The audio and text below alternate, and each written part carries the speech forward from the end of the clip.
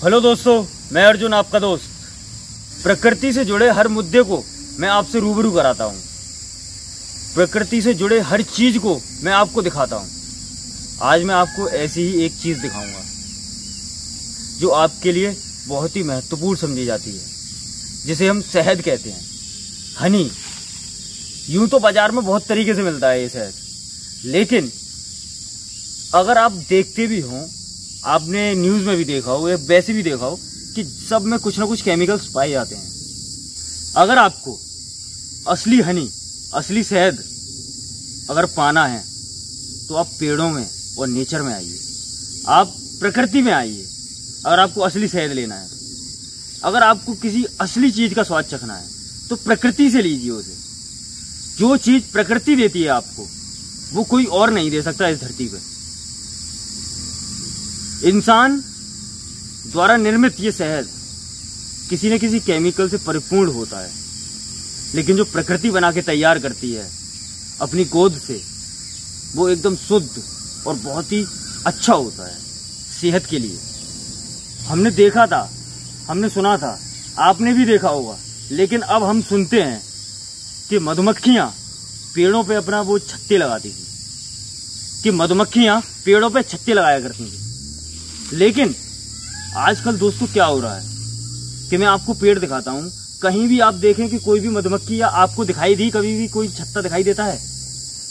नहीं दिखाई देता, क्योंकि रेडिएशन की वजह से। क्योंकि जो हम मोबाइल्स वगैरह ज्यादा यूज कर रहे हैं, उसके लिए जो टावर लगाई जाती हैं, उस टावर से निकलने वाले रेडिएशन, जो कि मधुमक्खी के लिए बहुत ही हार्मफुल होते हैं, बहुत ही घातक होते हैं उसके जीवन के लिए। दोस्तों, मधुमक्खी का जीवन आज बिल्कुल सिमट कर रह गया है। अब वो पेड़ों में नहीं, प्रकृति में नहीं पाई जा सकती। वो बिल्कुल एकदम सीमित दायरे में रह गई है। वो भी इंसान की अब एक खिलौना बन चुकी है, जिसे वो अपनी मर्जी से पाल सकता है, वो अपनी मर्जी से ही उड़ा सकता है। हालांकि वो एक मधुमक्खी है, स्वतंत्र है, अपनी इच्छा की मालकिन है, तो वो उस वक्त आ सकती है जब वो चाहे। उसका एक तरीका हो सकता है।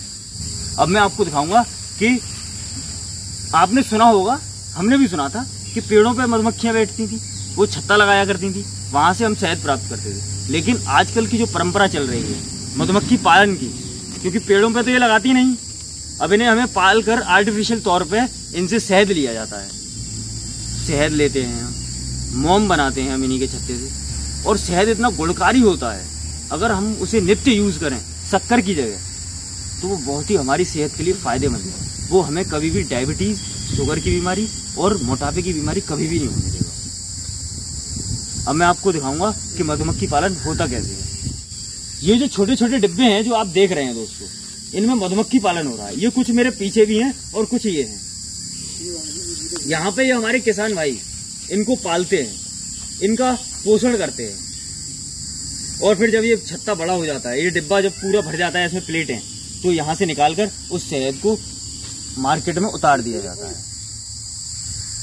लेकिन ये शहद जब यहाँ पर रहता है, प्रकृति की गोद तक रहता है, तो ये प्योर होता है। लेकिन जब यहाँ से जब मार्केट में जाता है, तो उसके बाद इसमें कुछ ऐसे केमिकल्स मिला दिए जाते हैं जो कि इसको ज़्यादा दिनों तक रख सकें, इसको प्रिजर्व करके रखा जाए, बोतल में, किसी भी पैकेट में। आप देखते होंगे शहद की काफ़ी बोतल है और मार्केट में। लेकिन दोस्तों, जो प्राकृतिक चीज में आनंद है, जो खुद स्वयं बनाकर प्रकृति से प्राप्त की गई चीज में आनंद है, वो खुद स्वयं बनाने में, उसे आर्टिफिशियल तौर पे बनाने में कोई भी आनंद नहीं है।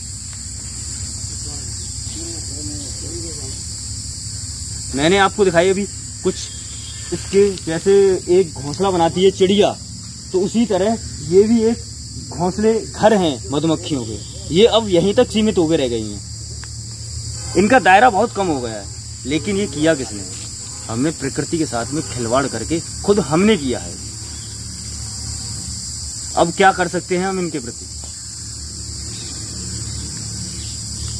दोस्तों, मेरा हमेशा आपसे यही अनुमोदन रहता है, मेरी आपसे यही अपील रहती है कि आप ज्यादा से ज्यादा प्रकृति से जुड़ें, प्राकृतिक चीजों का यूज करें, क्योंकि प्रकृति है तो हम हैं, इंसान है, इंसान का अस्तित्व है इस धरती पर। अगर प्रकृति नहीं तो इंसान भी बिल्कुल नहीं।